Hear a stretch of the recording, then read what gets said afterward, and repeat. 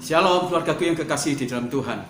Jikalau para murid mereka begitu sangat mendambakan, merindukan, dan sangat serius di momentum Pentakosta, maka kita sebagai gereja Tuhan dan orang percaya harus juga memiliki keseriusan, antusias yang sangat tinggi, merindukan supaya Roh Kudus bekerja memenuhi kehidupan kita. Mari sebelum kita merenungkan kebenaran firman Tuhan, kita akan memuji, memuliakan, dan menyembah Dia.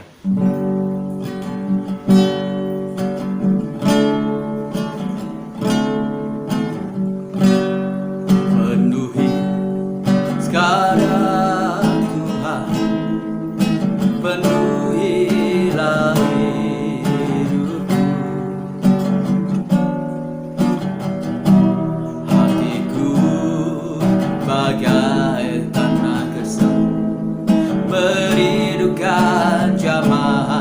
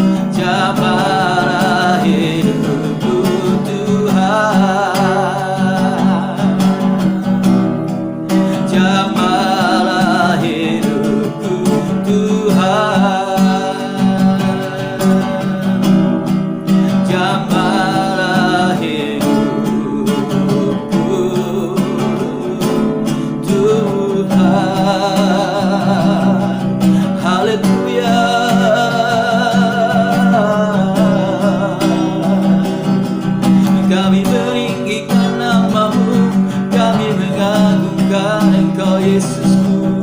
Kami memuliakan Engkau, Raja di atas segala raja. Bagimulah kemuliaan, kejayaan, kehormatan. Ku tinggikan namamu yang kudus Tuhan. Haleluya.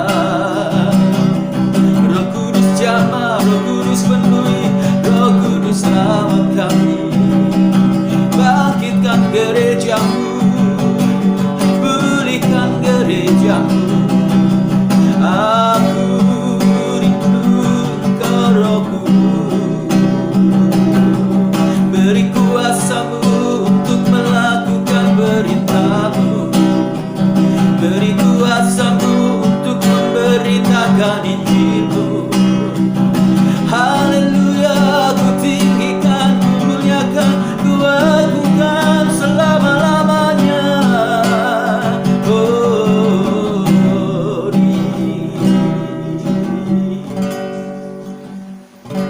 Teruslah Roh Kudus Engkau bekerja bagi gerejamu. Teruslah Engkau bekerja di kehidupan kami. Teruslah Engkau bekerja terus-menerus di pelayanan kami, keluarga kami, di marketplace kami yang Tuhan percayakan kepada kami. Roh Kudus, mari Engkau bekerja di momentum doa menantikan Roh Kudus dalam Pentakosta. Biarlah kami benar-benar bisa menikmati, baik itu secara personal maupun komunal, bagaimana Roh Kudus betul-betul memperbaharui komitmen kami, memperbaharui hati kami, jiwa dan roh kami semuanya, supaya kami menjadi pengabdi-pengabdi Tuhan yang luar biasa. Terima kasih ya Tuhan. Kami mengucap syukur dalam nama Tuhan Yesus Kristus kami berdoa. Haleluya. Amin. Ya, salam keluargaku yang kasih dalam Tuhan. Sebelum kita berdoa, mari kita akan mendengarkan renungan kebenaran firman Tuhan yang terambil di dalam Kisah Rasul pasal yang pertama ayat yang ke-13. Setelah mereka tiba di kota, naiklah mereka ke ruang atas tempat mereka menumpang.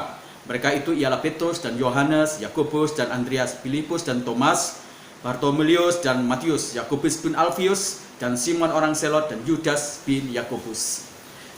Hari ini kita akan mengambil tema menembus batas. Bapak Ibu yang kekasih di dalam Tuhan, tidak dapat dipungkiri bahwa kehidupan kita itu senantiasa akan berhubungan dengan pergumulan-pergumulan, rintangan-rintangan dan hambatan, atau mungkin tembok besar yang membuat kita terhenti dalam pengiringan kita kepada Yesus, dalam keyakinan kita kepada Kristus, dalam iman kita, bahkan juga dalam doa-doa kita semuanya.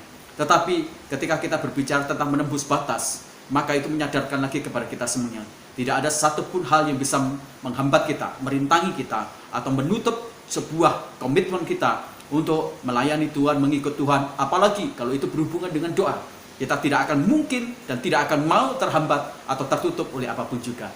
Nah, hari ini ketika kita belajar tentang menembus batas, ada beberapa hal yang ingin saya pikirkan berkaitan dengan kebenaran firman ini. Yang pertama adalah tetaplah berdoa sekalipun kita menghadapi risiko yang sangat berat ketika kita berdoa, atau tekanan-tekanan yang sangat berat. Bapak Ibu yang kekasih dalam Tuhan, di dalam Kisah Rasul pasal yang pertama ayat ke-13 dicatat bahwa para murid setelah mereka melihat Yesus naik ke surga, mereka segera pulang. Dan ketika mereka pulang, mereka mulai berkumpul di ruangan atas. Mereka mulai berkomitmen berdoa bersama-sama. Padahal ketika mereka kembali lagi ke Yerusalem, ada satu tantangan yang sangat berat, ada rintangan, ada hambatan, ada tembok besar, dan tekanan yang sangat berat yang sedang menanti mereka semuanya. Ya, Yerusalem dipenuhi dengan orang-orang yang sangat tidak suka dengan Yesus. Yerusalem dipenuhi oleh orang-orang yang memang tidak menginginkan perkembangan apa yang dilakukan oleh Yesus dalam kebenaran dan pelayanannya itu betul-betul diminati atau mendarat di hati dan kehidupan orang lain. Yerusalem menyajikan kepada kita semuanya sebuah realitas tentang orang-orang yang membenci Yesus. Yerusalem menyajikan kepada kita semuanya dan mempertontonkan tentang orang-orang yang tidak suka, dan secara khusus saya yakin mereka berusaha juga akan memperlakukan murid-murid Yesus seperti Yesus diperlakukan. Nah, ini merupakan satu tantangan yang sangat berat. Murid-murid tahu bahwa mereka akan menghadapi resiko yang sangat berat. Murid-murid tahu bahwa mereka akan menghadapi tekanan yang sangat berat. Murid-murid tahu bahwa mereka akan menghadapi sebuah mungkin aniaya, resiko, ancaman yang begitu berat ketika mereka berdoa bersama-sama. Tetapi itu tidak menyurutkan bagi mereka semuanya untuk tetap berdoa. Tantangan, rintangan, tembok, ataupun itu aniaya, penderitaan, itu merupakan satu pupuk subur bagi kita semuanya, supaya pertumbuhan doa kita makin hari makin besar dan makin berlipat kali ganda. Tantangan, hambatan, rintangan, dan tembok mungkin yang tertutup itu merupakan sebuah protein yang membuat kita mengalami kesehatan secara iman rohani dalam doa-doa kita semuanya. Apapun yang terjadi dalam hidup kita semuanya, walaupun di depan kita terjadi rintangan, hambatan, hal-hal yang menutup, kegelapan apapun juga, jangan pernah kita menghentikan kerinduan, kegerakan untuk kita selalu berdoa. Apalagi di momentum Pentakosta ini. Mari kita terus berdoa, sekalipun tantangan di depan kita begitu sangat berat. Yang kedua, ketika kita berbicara tentang menembus batas, tetaplah berdoa. Sekalipun kita mungkin adalah orang-orang yang sangat sedikit dan minor. Ketika para murid mereka berdoa, jumlah mereka tidak banyak. Mereka sangat sedikit sekali. Tetapi itu tidak memberikan sebuah hal-hal yang menyurutkan mereka atau mempengaruhi pikiran mereka secara psikologis untuk mereka mengurungkan niat untuk berdoa. Ketika mereka berada dalam kumpulan yang sangat sedikit, justru mereka benar-benar menjadi pribadi yang tumbuh di dalam komitmen yang berat, yang luar biasa untuk berdoa. Bukan jumlah yang membuat kita semuanya bisa menikmati kuasa dari doa. Bukan berapa banyak kita berkumpul yang membawa kita semuanya untuk kita bisa menikmati kuasa dari doa itu. Bapak Ibu, yang dipentingkan di sini adalah apakah kita memiliki hati yang sama? Apakah kita memiliki pikiran yang sama? Apakah kita memiliki satu tujuan yang sama? Misi yang sama, gairah yang sama, iman yang sama untuk kita berdoa bersama-sama. Jika jumlah yang begitu besar dan banyak, tetapi tidak membuat kita memiliki kesepakatan di dalam iman, di dalam visi, di dalam keinginan yang sangat kuat, dan kerinduan serta tujuan yang sama, maka apa yang kita lakukan dalam doa, dalam jumlah yang besar, itu tidak akan memiliki dampak dan efek apapun juga. Memang saya sadar, jumlah yang banyak bisa mensugesti kita semuanya untuk kita bisa berdoa dengan antusias yang sangat tinggi. Adrenalin doa kita bisa tiba-tiba melonjak begitu tinggi. Tapi ingat, Alkitab berkata 1 atau 2, Tuhan hadir di sana. Jadi ingat baik-baik, ketika kita berdoa, itu tidak ditentukan dari jumlah orang yang berdoa bersama-sama. Sekalipun kita minor, sekalipun kita sedikit, tetaplah berdoa. Jangan mengecilkan hati kita semuanya. Jangan mengecilkan tujuan kita berdoa. Jangan mengecilkan semangat kita berdoa.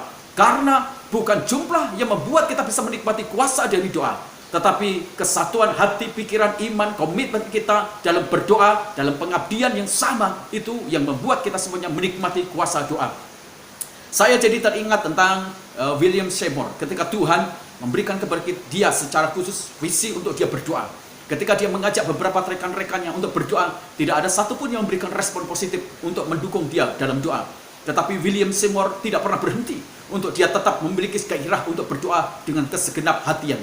Dan dia berdoa dengan sendiri. Apa yang terjadi? Ketika dia berdoa dengan segenap hati dia, walaupun dia minor, walaupun dia sendirian, tetapi dia bisa melihat kuasa dari doa itu mempengaruhi dan memberikan dampak yang luar biasa. Satu persatu orang dipengaruhi oleh kuasa dari doa, dan akhirnya mereka semuanya mendukung dan tanpa disuruh oleh William Seymour, dan mereka menjadi pendoa-pendoa yang luar biasa. Dan sejarah mencatat akhirnya ada Pentakosta yang kedua yang menguasai hampir di sekitar wilayah Amerika Serikat, dan akhirnya terjadilah kegerakan rohani yang luar biasa. Penginjilan begitu marak luar biasa, gereja-gereja mulai dibuka di tempat-tempat yang tertutup. Dan semuanya tidak ditentukan dari banyak orang, tetapi ditentukan dari jumlah yang sedikit, dimulai dari satu orang yang namanya William Seymour. Nah, Bapak Ibu, jangan berhenti ketika kita berdoa, walaupun kita sendirian. Saya tahu ketika kita beribadah atau melakukan ibadah doa, jumlah yang hadir tidak banyak dibandingkan ketika kita mengadakan ibadah raya.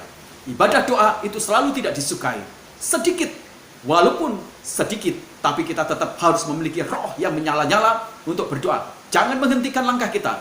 Jangan terhenti, jangan terhampat, jangan memasang tembok, dan membuat kita semuanya tidak memiliki sebuah pergerakan yang sangat luar biasa dalam berdoa, sekalipun jumlahnya sedikit. Dan yang terakhir, Bapak Ibu yang kekasih dalam Tuhan, tetaplah berdoa. Sekalipun mungkin jawaban dari doa itu tidak terlalu jelas. Nah, Bapak Ibu yang kekasih dalam Tuhan, ketika para murid mereka berdoa bersama-sama, mereka tidak diberitahu oleh Tuhan bahwa bahwa Roh Kudus akan hadir detail-detailnya. Yesus memberikan sebuah petunjuk yang jelas, mereka harus menunggu. Tapi Yesus juga memberikan petunjuk bukan hanya menunggu, tetapi mereka harus ada di Yerusalem. Dan bukan hanya Yesus memberikan sebuah tujuan yang jelas di Yerusalem, tetapi dia juga memberikan sebuah kado yang akan diberikan, yaitu Roh Kudus. Yang tidak diberitahu oleh Yesus adalah waktu detailnya. Nah, Bapak Ibu murid tidak tahu kapan itu dicurahkan Roh Kudus. Tetapi itu tidak menjadi penghalang bagi para murid. Itu tidak menjadi satu hambatan bagi para murid untuk mereka bertekun di dalam doa. Tetaplah berdoa, sekalipun rasa-rasanya apa yang kita doakan tidak terjawab. Tetaplah berdoa, sekalipun mungkin realitasnya begitu lama, kita tidak tahu penggenapannya, jawaban-jawaban dari doa kita. Tetaplah berdoa, semangatlah berdoa, tekunlah berdoa, jangan jemu-jemu berdoa. Sekalipun di depan tidak memberikan sebuah jawaban yang pasti, tetaplah berdoa. Ingat, bukan masalah lamanya, tetapi kita harus yakini, segala sesuatu yang kita lakukan di dalam doa, selalu ada ujungnya, yaitu pertolongan Tuhan, jawaban Tuhan. Selalu ingat, setiap apa yang kita lakukan selalu ada tepinya, yaitu bagian dari penggenapan apa yang menjadi bagian dari permintaan atau jawaban doa-doa kita semuanya. Apa yang kita doakan itu pasti akan dijawab oleh Tuhan. Apa yang kita inginkan di dalam persekutuan kita dengan Tuhan pasti akan digenapi. Tetapi semua itu membutuhkan kairosnya Tuhan, bukan kronos kita. Membutuhkan waktunya Tuhan, dan itu adalah sesuatu yang tepat dan membangun bagi kita semuanya. Maka jadilah orang-orang Kristen di momentum doa Pentakosta menjadi orang-orang yang menembus batas, tidak dapat dihambat dalam pergerakan iman rohani, pengiringan kita kepada Yesus, dan doa-doa kita semuanya. Tuhan memberkati kita semuanya. Mari kita naikkan satu pujian ini sebelum kita menaikkan doa-doa kita semuanya. Penuhi sekarang Tuhan, penuhilah hidupku.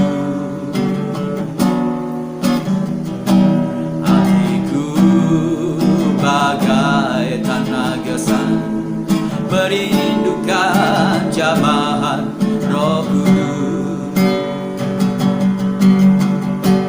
Hidupku bagai bejana, ku bawa ke sungai-Mu Tuhan. Ingin ku reguk kesejukan air hidup-Mu Tuhan. Penuhi aku sekarang, penuhilah hidupku. Hanya Engkau yang ku rindu, jamahlah hidupku Tuhan. Penuhi aku sekarang, penuhilah hidupku. Hanya Engkau yang ku rindu, jamahlah hidupku Tuhan. Jamahlah hidupku Tuhan. Bapa di dalam surga, kami berdoa untuk gereja-gereja dalam momentum doa puasa Pentakosta ini. Mereka sungguh-sungguh berharap dipenuhi gereja mereka, pelayanan mereka, bahkan negara dan bangsa kami ini Tuhan, oleh api Roh Kudus-Mu. Tuhan, secara khusus kami percaya bahwa ketika pergerakan kami berdoa bersama-sama dalam kesatuan hati, jiwa, dan roh, dalam tujuan dan kesehatian, kami tahu di situ Engkau akan bekerja. Secara khusus kami berdoa Tuhan untuk bangsa dan negara Indonesia. Lawat bangsa dan negara kami Indonesia, supaya ada banyak jiwa-jiwa yang dituai. Tuhan memberikan lawatan keselamatan-Mu, curahkan Roh Kudus-Mu, supaya pada akhirnya kasih karunia keselamatan Allah melanda Indonesia. Sehingga pada akhirnya kami bisa melihat jiwa-jiwa yang dituai, jiwa-jiwa yang percaya, dipersembahkan kepada Kristus Yesus. Kami berdoa untuk wilayah-wilayah yang tertutup Injil, dalam wilayah-wilayah teror-teror yang menguasai, kuasa-kuasa kegelapan. Kami patahkan, kami lucutin, kami patahkan dalam nama Tuhan Yesus. Kami berdoa untuk Tuhan pelayanan yayasan-yayasan misi, berikan kepada mereka semuanya sebuah keberanian, sebuah komitmen yang sangat tinggi, sekalipun di tengah-tengah sebuah tekanan berat, yayasan-yayasan misi itu terus bergerak bersama-sama. Kami berdoa Tuhan untuk para misi, untuk memberitakan kabar baik, kabar keselamatan. Yesus Juru Selamat itu, biarkan mereka semuanya menjadi orang-orang yang berani luar biasa. Tuhan, berikan mereka kuasa-Mu untuk memberitakan Injil, berikan kuasa-Mu juga untuk mereka mendemonstrasikan kuasa mujizat dari Kristus Yesus dalam pelayanan-pelayanan mereka.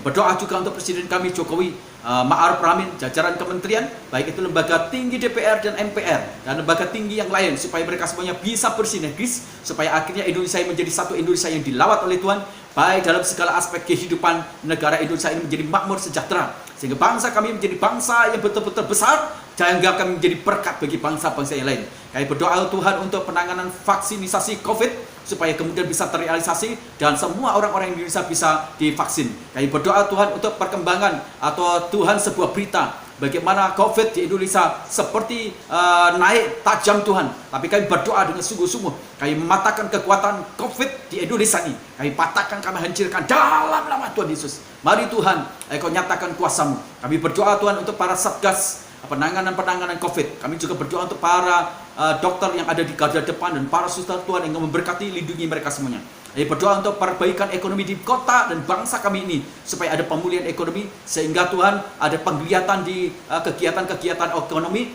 sehingga orang-orang bisa mencukupkan kebutuhan-kebutuhan pokok mereka dan mereka bisa membangun masa depan mereka. Tuhan, kami juga berdoa Tuhan untuk gereja-gereja Tuhan yang sedang berdoa. Tuhan lawat mereka semuanya, bangkitkan gerejamu supaya berkomitmen di tengah-tengah pandemi ini menjadi berkat yang luar biasa oleh karena urapan Allah pada gereja-gereja Tuhan. Berkati gereja-gereja Tuhan supaya kemudian mereka menjadi gereja yang penuh dengan dinamika semarak, mendemonstrasikan kuasa mujizat dan mendemonstrasikan pemberitaan Injil sehingga akhirnya banyak jiwa-jiwa yang dituai Tuhan. Kami berdoa juga Tuhan untuk gereja kami juga Tuhan yang memberkati. Kerinduan kami memiliki sebuah tanah dan gedung dan dapat kami bangun, Tuhan yang memberkati. Berkati Tuhan orang-orang yang diberkati oleh Tuhan untuk memberkati pelayanan di gereja kami.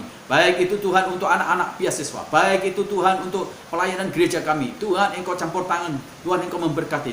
Kami berdoa untuk kota kami berdoa untuk ekonomi kota kami berdoa Tuhan untuk lawatan Tuhan kepada gereja-gereja melanda dan kami mendapatkan. Terima kasih. Kami berdoa Tuhan di momentum doa Pentakosta ini. Sungguh ini menjadi satu ikon, menjadi satu kesempatan bagi kesemuanya untuk bisa menikmati hadirat dan kuasa Tuhan. Dan kami menjadi orang-orang yang betul-betul diurapi oleh Tuhan. Bukan hanya diurapi untuk melakukan karya-karya ajaib, tetapi kami diurapi untuk memiliki keberanian dan kesukaan serta kerelaan untuk memberitakan Injil Tuhan. Terima kasih. Kami mengucap syukur sore hari ini. Dalam nama Tuhan Yesus kami berdoa. Haleluya. Amin. Shalom saudaraku. Tetaplah berdoa dan jangan pernah berjemu-jemu dan jangan surut. Kita berdoa terus menantikan di momentum Pentakosta Roh Kudus dicurahkan dalam hidup kita semuanya. Haleluya. Amin.